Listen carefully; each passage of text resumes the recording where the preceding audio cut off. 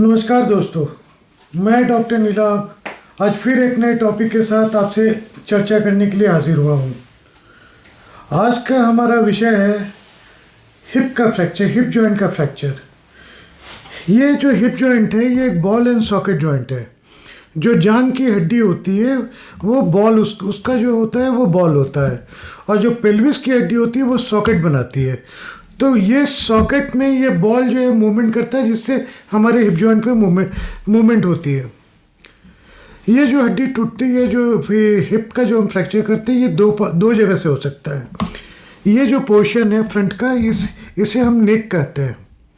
या तो ये नेक से टूट सकता है या बॉल टूट सकता है, और ये जहाँ पे नेक बॉडी से अटैच हो रही है इसे हम इंटरट्रोकैंटिक एरिया कहते हैं। ये फ्रैक्चर यहाँ से हो सकता है। अगर इंटरट्रोकैंटिक एरिया का फ्रैक्चर है तो फिर इसका इलाज जो है ऑपरेशन होता है। यूजुअली हम ऑपरेशन करते हैं। अनडिस्प्लेस्ड फ्रैक्चर हो तो हम बिना ऑपरेशन के भी ट्रैक्शन लगा के छोड़ सकते हैं और ये जुड़ जाता है। जो नेक ऑफ फीमर होता है, ये फ्रैक्चर को क्या ट्रीटमेंट देना है ये दो फैक्टर पे डिपेंड करता है। नंबर एक कि पेशेंट की उम्र कितनी है, दूसरा इस फ्रैक्चर का कॉन्फ़िगरेशन क्या है। अगर एज की बात करें तो हम बेसिकली 3 एज में बांटते हैं। एक तो जो बच्चे हुए जो 18 साल के कम के हैं, एक 18 साल से 60 साल की उम्र तक, और एक 60 साल के ऊपर की उम्र पे तक। जो फ्रैक्चर नेक होता है, अगर हम इसकी क्लासिफिकेशन की बात करें तो इसे हम 4 क्लासिफिकेशन में 4 टाइप में करते हैं: garden 1, garden 2, garden 3 and garden 4। लेकिन मेन जो हमारे समझने की बात होती है कि ये देखना होता है कि ये फ्रैक्चर अपनी जगह से हिला हुआ है, डिस्प्लेस्ड है या अनडिस्प्लेस्ड है। ये इम्पॉर्टेंट होता है। अगर अब हम चलते हैं बच्चे के लिए। अगर 18 साल से कम उम्र के बच्चे में अगर ये फ्रैक्चर होता है, एक चीज़ तो ये समझनी जरूरी है कि इसका जब भी फ्रैक्चर होता है इसका इलाज सिर्फ और सिर्फ ऑपरेशन है। ये किसी प्लास्टर या किसी ट्रैक्शन से ये ठीक नहीं होता, इसको ऑपरेट ही करना होता है। अगर 18 साल से कम उम्र का बच्चा है तो वो डिस्प्लेस्ड फ्रैक्चर हो या अनडिस्प्लेस्ड फ्रैक्चर हो, इसमें इसका इलाज ये होता है कि अगर अनडिस्प्लेस्ड है तो उसे वापस अपनी जगह पे लाके हम स्मूथ पिन डालते हैं, जो नोवेल स्पिन या मूर स्पिन कहे जाते हैं, उससे हम फिक्स करते हैं।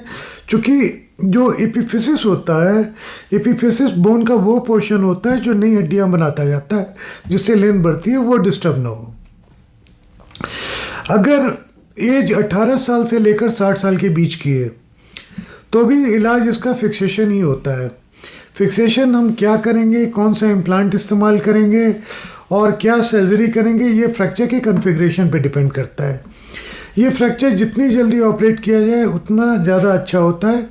जल्दी का मतलब ये नहीं होता कि ऑपरेशन फ्रैक्चर हुआ और घंटे के अंदर आप करें। जल्दी का मतलब होता है कि विदिन 1 और 2 डेज करवा लेना चाहिए, इसका ऑपरेट करवा लेना चाहिए जब पेशेंट स्टेबल हो जाए और जब सारी इन्वेस्टिगेशन की रिपोर्ट आ जाए। जब 60 साल की से ज़्यादा की उम्र हो तब हम देखते हैं कि फ्रैक्चर ये डिस्प्लेस्ड है या अनडिस्प्लेस्ड है। अगर अनडिस्प्लेस्ड है तो फिर हम उसे फिक्स करते हैं कि हिप जॉइंट उनका अपना बना रहे। लेकिन 60 साल से अगर ज़्यादा की उम्र होती है तो इस बॉल को हम चेंज करना प्रेफर करते हैं। जो इस बॉल को हम चेंज करते हैं ये सर्जन के ओपिनियन के हिसाब से और उसके स्पेशलाइजेशन के हिसाब से वो सर्जन डिसाइड करता है कि ये सिर्फ बॉल चेंज करना है या पूरा का पूरा हिप जॉइंट, जो टोटल हिप जॉइंट कहा जाता है, टोटल हिप रिप्लेसमेंट कहा जाता है, वो करना है। दोनों के अपने अपने एडवोकेट्स हैं। कुछ बोलते हैं कि सिर्फ आप बॉल चेंज करो, कुछ बोलते हैं कि नहीं, अगर 60 साल या 70 साल की एज में हो रहा है तो टोटल हिप रिप्लेसमेंट कर दो कि पेशेंट जो है स्टेबल रहे। ये तो हो गया जब नेक फीमर का हो गया। क्यों इतनी जल्दी क्यों ऑपरेट किया जाता है और 60 साल की उम्र के बाद क्यों इसका इलाज ऑपरेशन होता है। जब ये जॉइंट हम देखते हैं तो ये एक जो कवरिंग आती है, जो जॉइंट कैप्सूल कहा जाता है, इसका जो ब्लड सर्कुलेशन होता है इस बॉल का, ये 2 पार्ट में होता है। एक जो इंट्राओशियस होता है जो बोन के थ्रू अंदर से जाता है, और दूसरा जो इसके ऊपर से जाती हैं 4 से 6 आर्टरी होती है जो रेटिनाकुलर आर्टरीज कही जाती हैं। जब ये फ्रैक्चर होता है तो वो रेटिनाकुलर आर्टरीज भी डैमेज हो जाती हैं।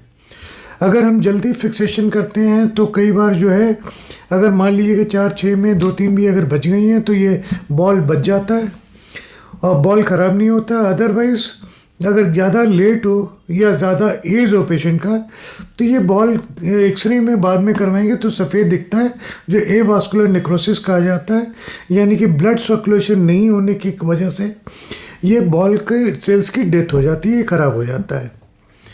इसीलिए 60 साल की उम्र में के बाद अगर ये डिस्प्लेस फ्रैक्चर होता है तो हम ये रिस्क लेते ही नहीं है, इसको हटाकर हम सीधा बॉल चेंज कर देते हैं, क्योंकि 70 to 80% रिस्क होता है इसके एवास्कुलर नेक्रोसिस होने का।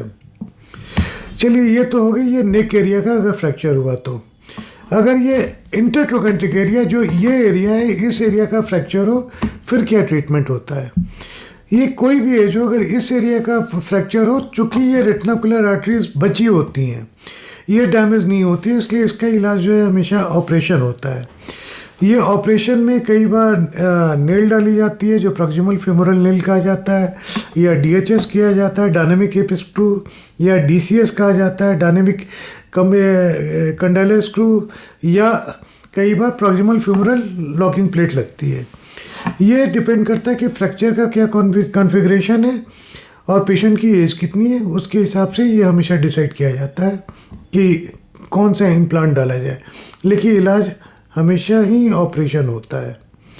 तो कभी भी हिप जॉइंट का आपका फ्रैक्चर हो और डॉक्टर अगर ऑपरेशन के लिए बोले तो ज़्यादा अच्छा है कि आप एडमिट होकर जितने जल्दी ऑपरेशन करवाएंगे उतना आपके लिए अच्छा है, क्योंकि फिर हिप जॉइंट के ख़राब होने का, यानी कि बॉल के सेल्स के डेथ होने के, एवियन होने के चांसेस कम हो जाते हैं। इस टॉपिक पे बस इतना ही। आगे फिर हम मिलेंगे, अगले किसी टॉपिक पे डिस्कस करेंगे। नमस्कार।